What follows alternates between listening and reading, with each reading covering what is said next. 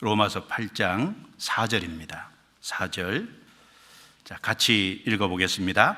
육신을 쫓지 않고 그 영을 쫓아 행하는 우리에게 율법의 요구를 이루어지게 하려 하심이니라.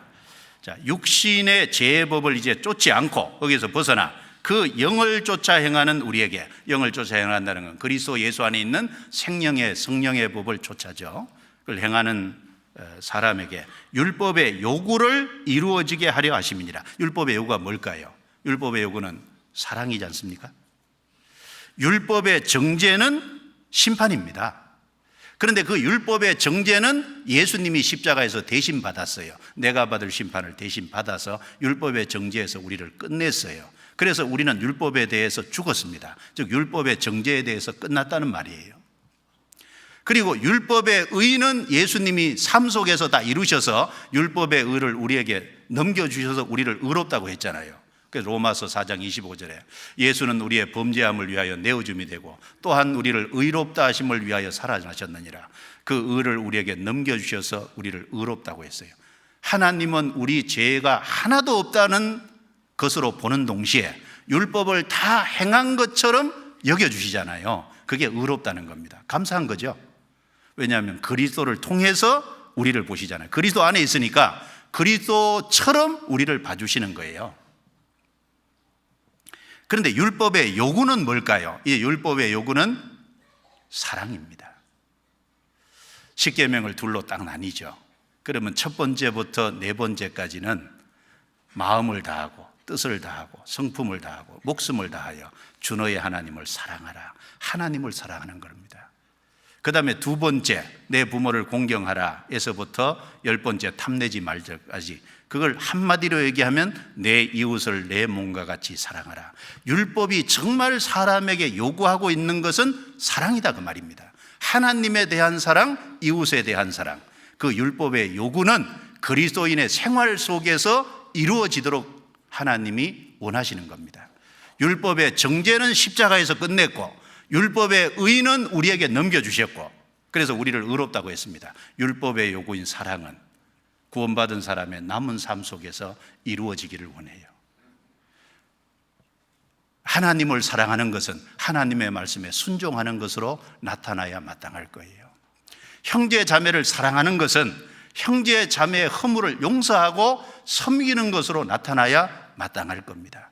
구원받지 않은 불신자를 사랑하는 것은 불신자의 영혼을 주님께로 인도해서 구원받게 하는 것으로 나타나야 될 겁니다.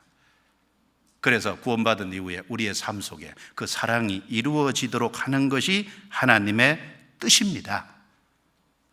그래서 베드로후서 1장 5절부터 7절 말씀에 믿음으로 시작해서 사랑으로 끝나는 집이 나오잖아요.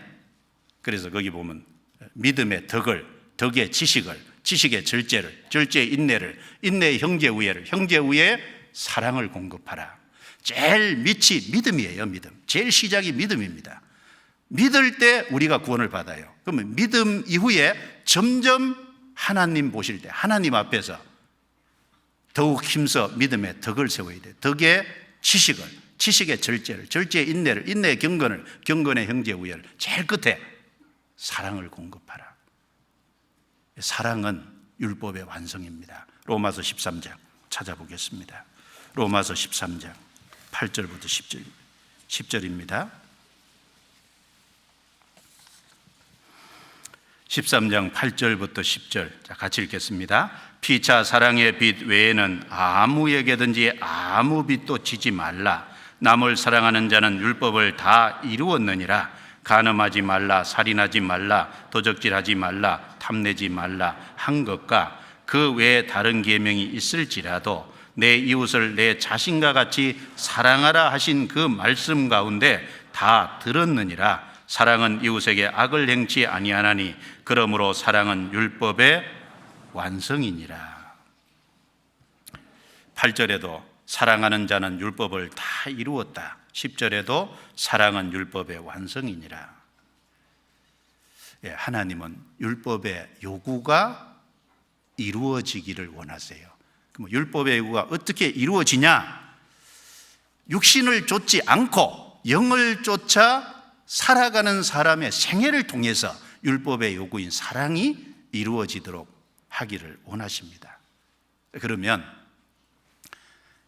영을 쫓아 행하려면 생명의 성령의 법이 있는 곳이 어딘지를 찾아야 되잖아요. 그리고 그 생명의 성령의 법이 있는 그곳에 내가 거하고 뿌리를 내려야 됩니다. 그래야만 그 생명의 성령의 법에 지배를 받고 다스림을 받을 수 있어요. 그래야 힘 있는 삶을 살 수 있습니다. 여러분, 그리스도 예수 안에 있는 생명의 성령의 법이라 그러는데 그 생명의 성령의 법이 역사하는 곳이 어딜까요? 그걸 조금 생각해 보죠. 어디입니까? 그 생명의 성령의 법이 역사하는 곳이 바로 교회 아닙니까? 그러니까 교회가 중요한 거예요. 하나님께서 이 구약 시대부터 하나님께서 임재하셔서 같이 해주셨던 곳이 있어요. 이스라엘 백성들이 광야에 있을 때는 성막에서 하나님이 같이 계시고 성막으로 나오는 사람을 만나 주셨잖아요.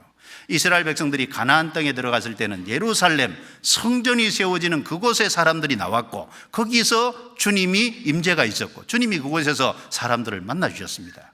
예수님이 이스라엘 땅에 오셨을 때는 예수님 안에 하나님이 계시고 그리고 만나 주셨어요. 예수님이 가신 이후에 뭘 보내주셨죠? 내가 가면 보혜사 성령을 너에게 보내주시리니, 보혜사 성령이 오셔서 계시는 곳이 어딜까요? 이 지구 천지에 보혜사 성령이 계시는 곳이 어디입니까? 구원받은 사람이 몸을 이루고 있는 그 무리 가운데 성령이 계십니다. 그 무리가 교회입니다. 거기에 바로 생명의 성령의 법이 역사하는 곳이 틀림없어요.